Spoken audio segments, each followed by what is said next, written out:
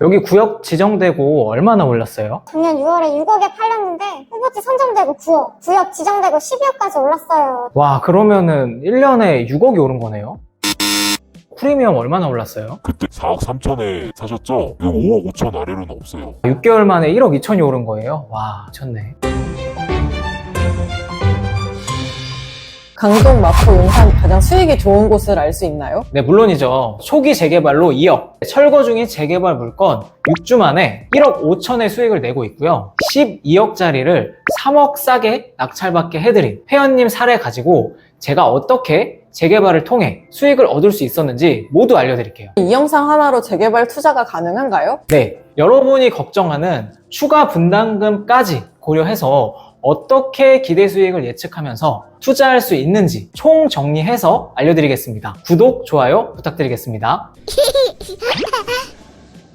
혹시 경매로 재개발 빌라를 투자하면 더 좋나요? 이번에 제 회원분이 광진구에 재개발 빌라 하나를 낙찰을 받았는데 현재 신통기 구역 지정된 곳인데 후보지 선정 이후 구역 지정이 1년도 안 걸렸는데 그때 2억에서 3억은 시세가 올라간 아주 좋은 입지였습니다. 광진구 대부분 다 좋아하시잖아요. 근데 현재 살 수 있는 물건이 거의 없어가지고 재개발 투자자들도 좋은 물건이 나오면은 바로바로 사가려고 눈여겨보는 곳이었죠. 그런 곳은 경매로도 인기가 많아서 싸게 못 받는 거 아니에요? 물론 그렇게 생각할 수도 있겠죠. 근데 재개발 빌라는 특별한 이유가 있습니다. 왜냐? 일반 빌라나 아파트에 비해서 시세 파악하기가 정말 어려워요. 재개발 빌라는 저희가 가치를 환산을 할 줄 알아야 되는데 그걸 권리가액이라고 합니다. 이 권리가액으로 추가 분담금이 결정이 됩니다. 많은 분들이 추가 분담금 내면 남는 거 없다 그러던데 그거는 어떻게 생각하세요?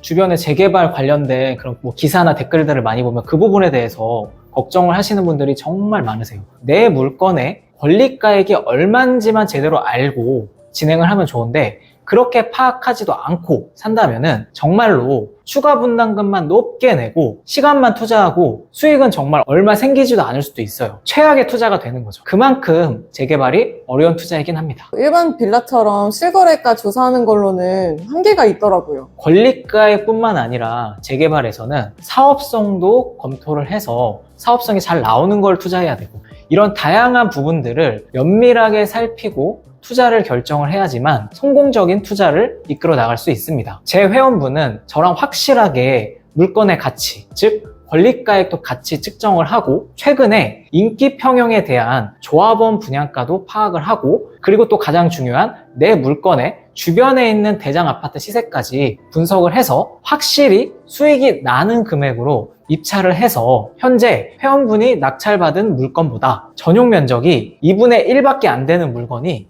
12억에 나와 있는데 9억 5천에 낙찰을 받으셨습니다. 3억 이상 싸게 받으신 거죠. 대출도 50% 이상 받고 월세 세팅까지 할 예정이라 이자도 안 내고 초기 4억 정도의 금액으로 20억대의 아파트를 받게 되시는 거죠. 역시 확실히 어려울수록 수익은 많이 낼 수 있나 보네요. 조금만 공부를 하면 남들이 5천에서 1억 벌 거 저희는 3억을 벌 수 있는 거죠. 회원님도 재개발에 대해서 아무것도 모르고 저와 같이 시작을 하셨는데 7주 같이 공부하시고 이렇게 3억이나 싸게 낙찰을 받으실 수 있었습니다. 그래서 전문가랑 얘기를 해서 시세 파악, 사업 현황 등을 자세하게 분석을 하는 방법을 배우셔야 돼요. 그래야지만 투자를 해서 원하는 수익을 얻을 수 있습니다. 제가 경매까지 활용을 해서 엄청난 시세 차익을 남길 수 있는 방법을 이번 무료 세미나에서 알려드리려고 하니까 꼭 참여해서 모든 정보 받아가세요. 다 알려드리겠습니다.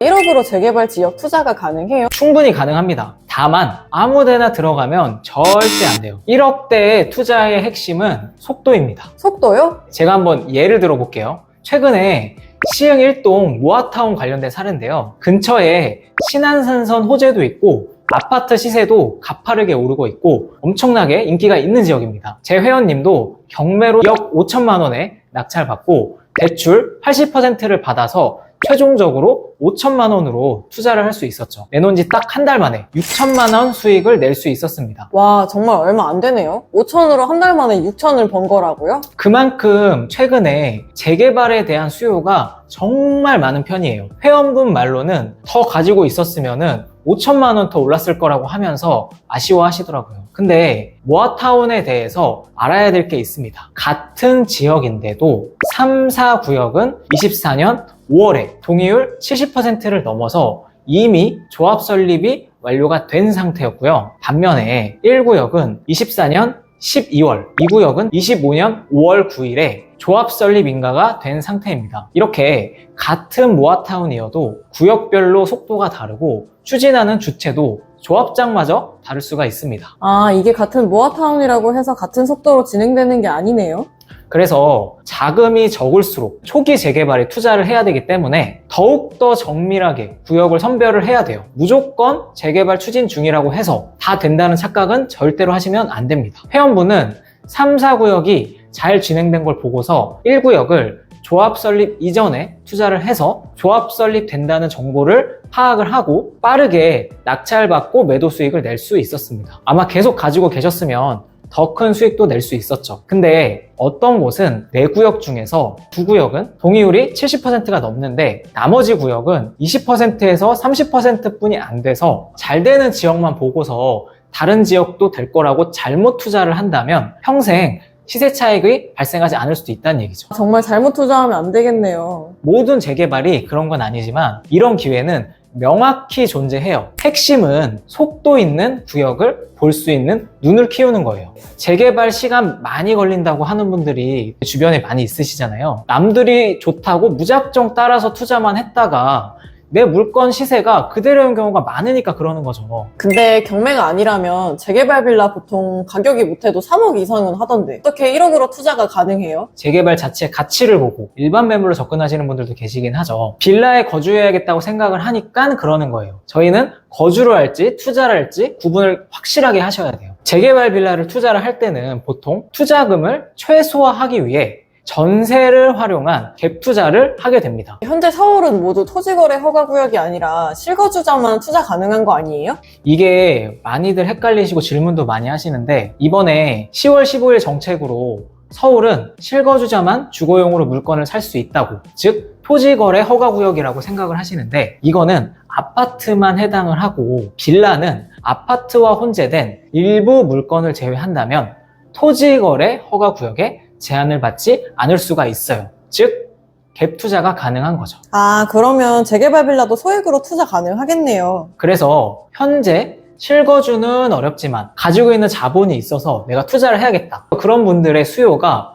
거의 재개발 빌라에 몰리고 있는 상황이에요. 아는 사람들은 이미 물건 찾고 투자가 끝났죠. 그럼 돈이 있어도 초기 재개발 투자가 유리한가요? 사실 결국은 이 모든 것들은 돈이 해결해 주는 거예요. 내가 가진 돈이 많으면 많을수록 사업이 많이 진행된 곳에 투자를 한다면 안정적인 투자, 즉 확실한 수익을 낼 수 있는 투자를 할 수가 있는 거죠. 아무리 동의율이 높다고 하더라도 진행 속도가 빠르더라도 초기 재개발보다는 어느 정도 사업이 진행된, 즉 사업 시행 인가 혹은 관리처분 인가가 나서 철거되고 아파트가 될 물건들을 매수한다고 하면은 아파트까지 남은 기간이 짧기 때문에 더 안정적인 투자가 가능하긴 한 거죠. 아, 결국은 돈이 많으면 유리한 거네요. 안정적인 측면에서는 유리한 건 맞아요. 근데 그렇다고 해서 돈이 없다고 재개발 투자로 수익을 낼 수 없는 건 아니에요. 재개발 빌라는 사업 단계가 진행되면 진행될수록 흔히 말하는 가치가 올라간다. 즉 프리미엄이 형성된다고 합니다. 보통 후보지 선정되면 최소 1억, 조합 설립 인가가 된다면 1억, 사업 시행 인가가 되면 2억 이상, 이런 식으로 단계별로 엄청나게 가격이 올라가요. 이게 아까 말한 사업 속도만 잘 확인을 하신다면